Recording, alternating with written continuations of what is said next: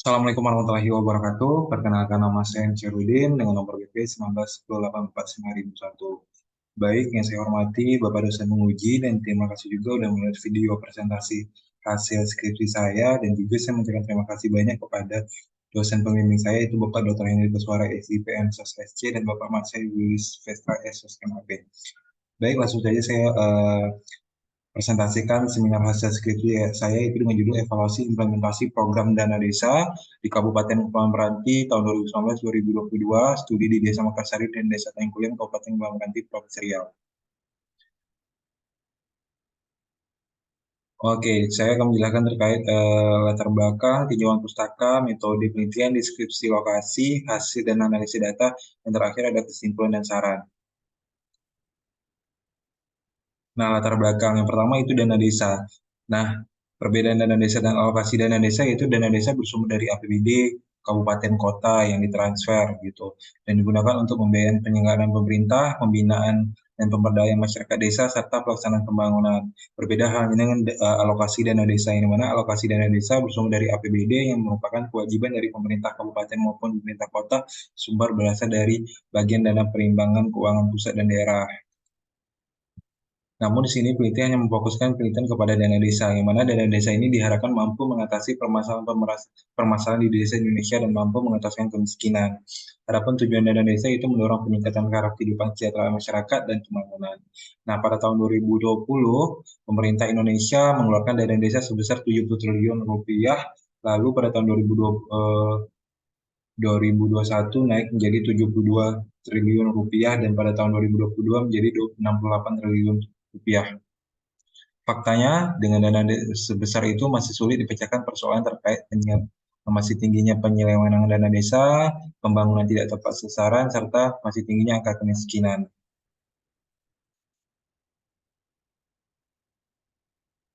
Terdapat beberapa daerah di Indonesia mengalami tingkat kemiskinan, kemiskinan tinggi. Salah satunya Kabupaten Kepulauan Meranti. Dapat dilihat bahwa Kabupaten Kepulauan Meranti adalah memiliki angka kemiskinan paling tinggi dari kabupaten lainnya mencapai 48,5 ribu jiwa jumlah penduduk miskin Kabupaten Meranti setara 26,68%. Nah, dengan angka kemiskinan ini kira-kira berapa sih dana desa yang didapatkan Kabupaten Meranti dari pusat? Yang pertama yaitu tahun 2019 96,4 miliar sampai 2020, 2021 96,9 miliar sampai 2023 80 2022 eh, 85,2 miliar. Nah, dengan jumlah dana desa sebesar itu dan dibagi ke 56 desa yang ada di Kabupaten Meranti itu, setiap desa mendapatkan rata-rata 1 miliar, 1 miliar lebih. Dan juga itu belum ditambah dengan ADD yang di mana ADD jika ditambah ADD itu hampir 1,8, 1,7, 1,6 setiap desa gitu. Adapun permasalahan yang terjadi di Kabupaten Meranti itu masih tingginya angka kemiskinan di Kabupaten Meranti, tingginya kasus korupsi dana desa di Kabupaten Meranti. Adapun contoh-contoh desa itu desa Barang Bintang, desa Mangkopot, desa Luki, desa Tengkulum, dan desa lain-lainnya. Nah, yang selanjutnya itu kurangnya pengawasan dari pemerintah Kabupaten Meranti baik dari Inspektorat dan Dinas PMD. Itu selanjutnya minimnya melibatkan masyarakat dalam setiap proses pembangunan desa serta aspirasi masyarakat banyak tidak dilaksanakan. Selanjutnya adanya pembangunan yang tidak tepat sasaran yang tidak sesuai dengan kebutuhan masyarakat. Dan terakhir ada masih sedikitnya dana desa yang diterima dari pemerintah pusat.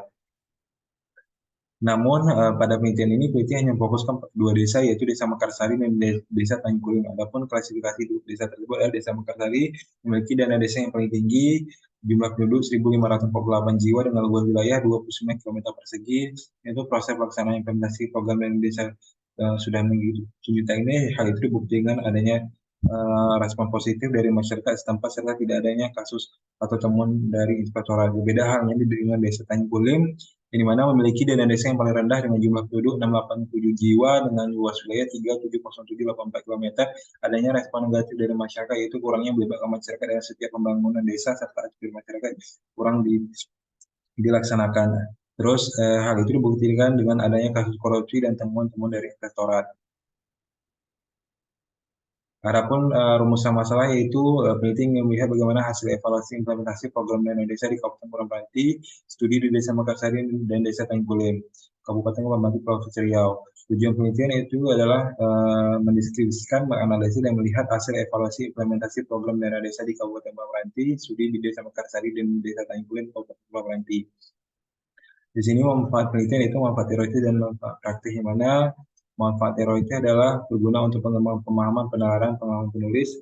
Manfaat praktis yaitu adalah penelitian ini diharapkan mampu memberikan masukan dan pemahaman pada pihak-pihak yang berkepentingan untuk mengambil keputusan. Adapun teori yang peneliti gunakan yaitu adalah teori Ripe dan Franklin, yang dimana ada dua, yaitu kepatuhan dan membuat apa yang terjadi. Nah, kepatuhan ini itu perilaku implementer, pemahaman implementer yang akan terjadi, banyak aktor terlibat, keberagaman tidak jelas dan tujuan, perkembangan kerumitan program, partisipasi pemerintah, faktor-faktor yang tidak terkendali. Alasan mengambil teori ini, yang dimana teori ini lebih berfokus kepada sikap dan perilaku implementer dalam proses implementasi kebijakan program. Adapun skema pemikiran peraturan pemerintah Indonesia nomor 60 tahun 2014 tentang dana desa, terus peraturan Menteri Keuangan 201 PMK 07 2022 tentang pengelolaan dana desa, peraturan Bupati Pamranti, terus evaluasi implementasi program dana desa dengan menggunakan model evaluasi implementasi RIPE dan Franklin, kepatuhan dan buat apa yang akan terjadi.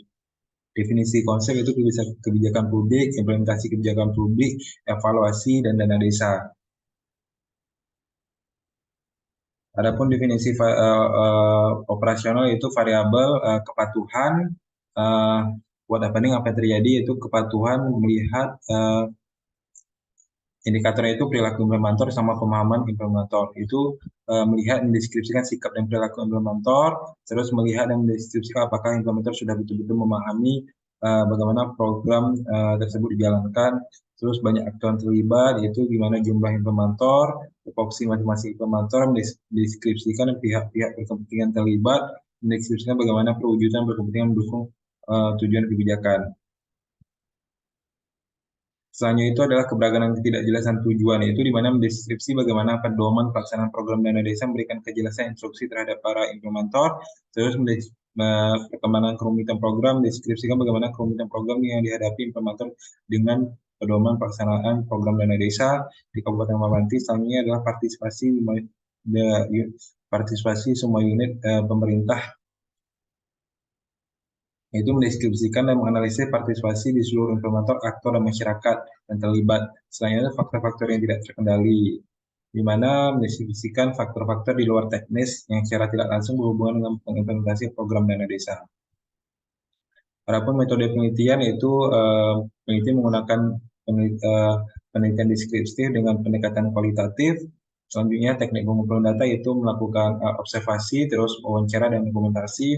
Dan selanjutnya itu proses sampling, yaitu teknik pembilangan informan. Selanjutnya itulah peran peneliti, yang dimana peran peneliti itu adalah instrumen utama dalam penelitian. Selanjutnya proses penelitian pertama perumusan masalah, pengumpulan data, analisis data, dan hasil. Selanjutnya itu unit analisis, yang mana unit analisis pada penelitian ini adalah kelompok di Dinas PMD dan pemerintah desa dengan teknik analisis, pengumpulan data, reduksi data, penyajian data, dan penarik kesimpulan atau verifikasi dengan teknik keabsahan data itu dengan diuji dengan simulasi. Dan dapat dilihat deskripsi lokasi penelitian Kabupaten Pamranti di Desa Mekarsari, Desa Tanjung Kulen.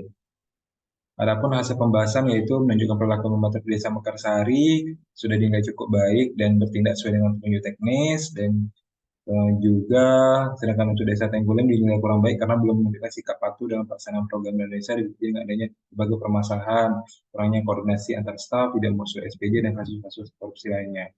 Dan pemahaman implementator kedua desa ini dan implementator itu sulit untuk memahami petunjuk teknis, di mana bahasa dalam jumlah yang masih bersifat umum dan belum rincinya penjelasan terkait pengelolaan dana desa.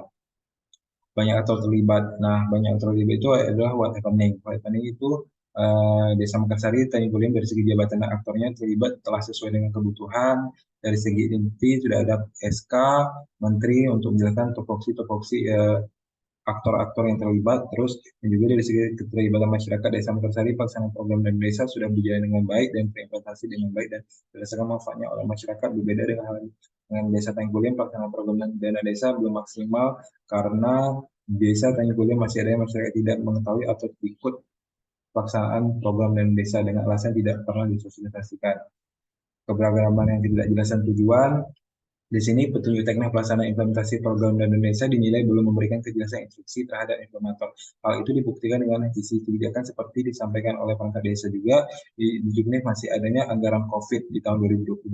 Untuk saat ini kan COVID sudah tidak ada, namun di Juknis itu ada anggaran COVID. Nah, hal ini yang membingungkan masyarakat perangkat desa, apakah anggaran itu bisa dialihkan untuk kebutuhan lainnya atau seperti apa. Karena kalau nggak takut jadi temuan gitu. Dengan perkembangan kerumitan program, terdapat beberapa kerumitan dalam penyusunan sehingga sulit dimengerti, di mana ada program-program pemerintah yang tidak sesuai dengan kebutuhan masyarakat. Dan juga adanya perkembangan atau perubahan peraturan penggunaan dana desa, misalnya program pembagian BLT kita pada tahun 2021, perintah desa menyalurkan 40% sesuai dengan Juknis, sedangkan untuk tahun 2021 kita salurkan 25%. Jelas jauh sekali penyusutan, sedangkan kita ini hanya mengikuti Juknis gitu. Sementara ini lapangan kita melihat yang mana yang membutuhkan sehingga terjadinya kecemburuan sosial di lapangan dan adanya pro dan kontra gitu.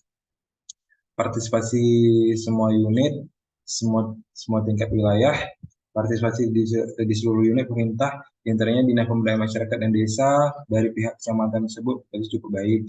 Namun sayangnya itu adalah faktor-faktor yang tidak terkendali, yang pengaruh implementasi itu faktor tidak terkendali dan program dana desa Mekarsari, Desa Tengkulim ada beberapa faktor itu faktor regulasi dan dana dan letak geografis. Adapun kesimpulan bahwa proses evaluasi implementasi program dana desa di Kabupaten Kepulauan Meranti 2019-2022 belum berjalan dengan maksimal karena ada perbedaan yang signifikan dalam penerapan program dana desa yang ditemukan di antaranya Desa Mekarsari dan Desa Tengkulim dalam hal variabel komplain kepatuhan. Desa Mekarsari nilai lebih baik dalam melaksanakan program dana desa sesuai dengan petunjuk teknis dibandingkan dengan Desa Tengkulim. Dari sisi banyaknya aktor terlibat sudah memenuhi dan peningkatan pengawasan dari pihak masyarakat dan kabupaten juga perlu ditingkatkan lagi. Kedua desa mengalami kendala dalam memahami petunjuk teknis program dana desa di kedua desa yang menyebabkan kesulitan, kebingungan bagi implementator selama proses pelaksanaan. Selain itu juga regulasi dana letak geografis menjadi kendala faktor tidak terkendali dalam pelaksanaan program dana desa bagi Desa Mekarsari dan Desa Tengkulen. Saran perlunya dilakukan upaya perbaikan petunjuk teknis, perlunya dilakukan upaya pendampingan secara turun-menurus, perlunya dilakukan pengawasan dan tindakan yang tegas dari Dinas Inspektorat. Implementator di Desa Tengkulen harus melakukan implementasi dengan teknis. Pemerintah Desa Tengkulen harus melibatkan masyarakat. Pemerintah Desa Tengkulen harus selalu berkonsultasi dengan Dinas Pemberdayaan Masyarakat. Dan terima kasih atas presentasi hasil penelitian saya. Saya ucap terima kasih. Saya akhiri wabillahi taufiq hidayah. Wassalamualaikum warahmatullahi wabarakatuh.